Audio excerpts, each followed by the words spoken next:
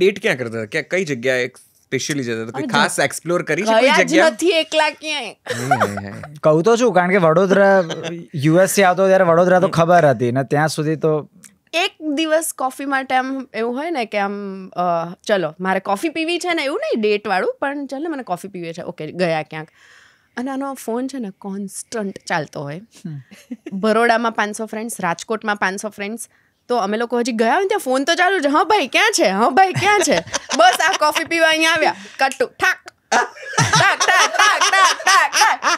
Now we are stop બ્લોકમાં પેલા આવે 10 એમ. people having coffees and teas. એકવાર મારા પપ્પાએ ભૂલ કરી હતી. રાજકોટ આવે અને રાજકોટ છે ને ચા પીવા જ ઘરે આવે. હા, કારણ કે બધું ફિક્સ હોય. જેટલું 4 વર્ષ કાઢ્યા ને, 4 વર્ષમાં વિચાર કરો કેટલા ફ્રેન્ડ્સ બનાવ્યા હશે, બરાબર. અમુક તો મારા કઝિન્સ કે જે દૂર દૂરના રિલેટિવ્સ, એમને હમણાં ખબર પડી હોય કે આ લોકો લગ્ન થયા, મને કે અમે તો ઓળખ્યા આકાશને. મેં તો ક્યારે? તો કે કોલેજમાં. હું નથી ઓળખતી, ત્યારથી કઈ રીતે? એટલે એટલા બધા લોકો ઓળખે. તો ઘરે આવે ને ચા પીને ફટાફટ એને પ્લાન્સ હોય, આને મળવાનું છે, આને મળવાનું છે. તો પપ્પા એકવાર કે 1 મિનિટ તમે ઘરે બેસો, બધાને ઘરે બોલાવો મળવા માટે. ભાઈ મારા પપ્પાએ 1 કલાક સુધી બાલ્કનીમાં બધાને પાર્કિંગ કરાવ્યું છે અને ઘર હાઉસફુલ, આખા ઘરમાં, એટલે આખું ઘર ભરાયેલું છે. અને હું ને મમ્મી ચા કોફી, કપ ઘટે, ગ્લાસીસ ઘટે. પપ્પા કે બહાર જાઓ ભાઈ, આના કરતા તમે જાઓ ભાઈ બહાર.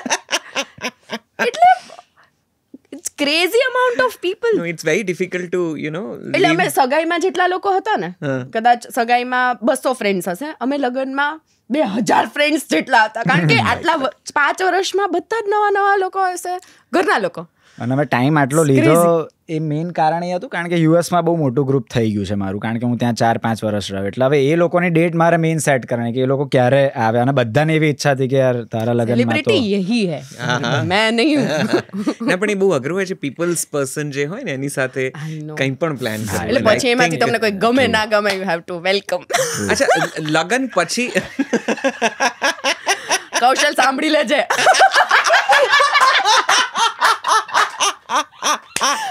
લિટરલી રાહ જોવે. અચ્છા તું ઘરે છે? મેં તો હા. અને હવે તો હું એટલી મુફ્ફટ થઈ ગઈ છું.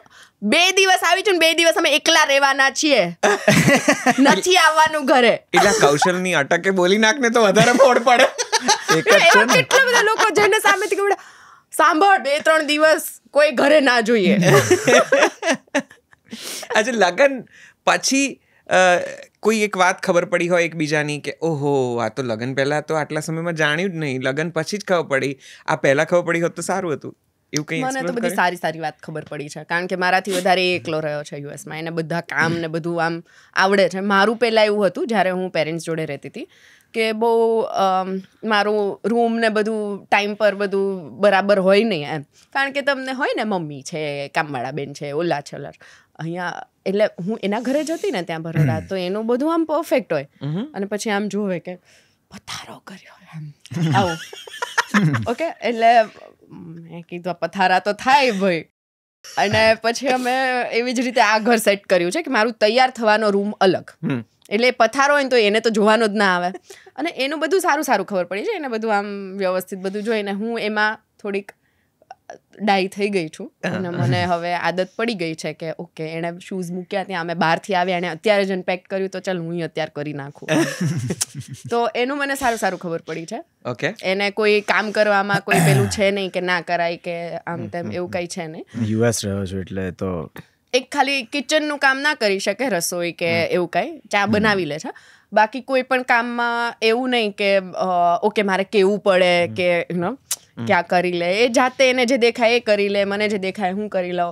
એવી રીતે we are very equally handling Akash everything. કંઈ એવું જે લગન પછી ખાસ? લગન પછી મને એક વસ્તુ તો બહુ ક્લિયર હતી કે આ જમવાનું ક્યારે નહીં બનાવે. અને ના તો મેં એને ક્યારેય કીધું છે કે યાર હવે કંઈક તો શીખ એમ ઘરનું ખાવું, કારણ કે હું 15 વર્ષથી બહાર જ રહ્યો છું.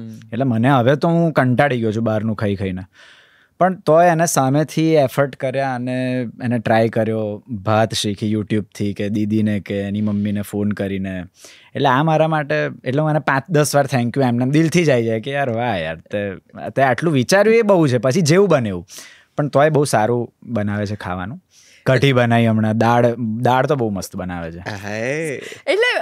એટલે મને એ ખબર છે કે it's not my job of course કે બધું ઇક્વલી, પણ એક મને ખબર છે કે એને ઘરનું બહુ ભાવે અને એણે આટલો ટાઈમથી ઘરનું ખાધું જ નથી, તો when I am free doing nothing અને એ ઘરે આવે તો મને એમ થાય ચાલ ને, એટલે out of love.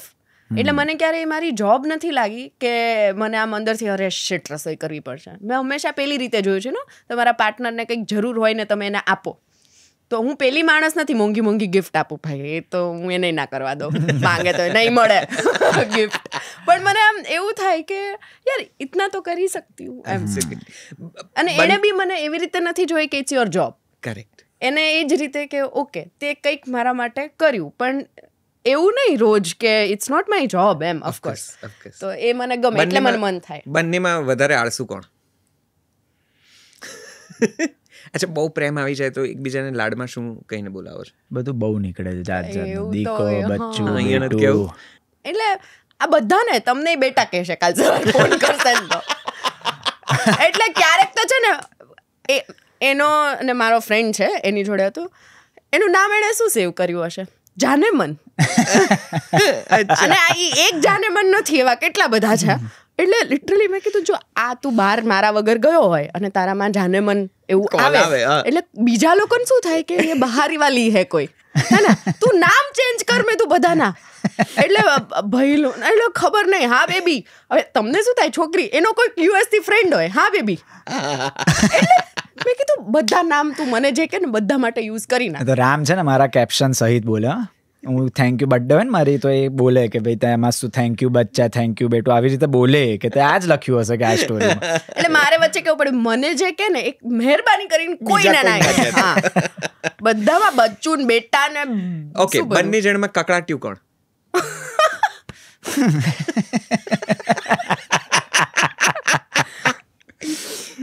He never does it. છે ને પહેલા મારો કકડાટ ચાલુ થાય, પછી એ જોવે, સહન કરે, પછી એમ કે કાલ વાત કરજે. મને ત્યારે ને ત્યારે સોલ્યુશન જોઈને આઈ કાન્ટ વેટ. એટલે મારો કકડાટ આમ જાય, પછી એ ફાટે બૂમ. તો એ ફાટે ને એના પછી એનો ગુસ્સો બહુ જ ખતરનાક હોય, અને પછી હું પેલું ભીગી પીલી થઈને આમ છે ને આમ કહું, આટલો બધો ગુસ્સો ક્યાં કરવાની જરૂર હતી? મેં તને ટાઈમ આપ્યો હતો, મેં કીધું તું કે અત્યારે મને આ વાત ના કરીશ, કાલે વાત કર, કારણ કે હું એ ફેઝમાં નથી, તું ખોટી વાત ખોટી જગ્યાએ આમ તેમ, અને મારે કરવી હોય. પછી બૂમ ફાટે ને પછી હું રડું, પછી મને મારો વાંક ના લાગે, કારણ કે એ બહુ જ ગુસ્સો કરી નાખે. એટલે પછી મારે કેવું પડે કે તે વધારે ગુસ્સો કરે, હું કેમ સોરી કહું.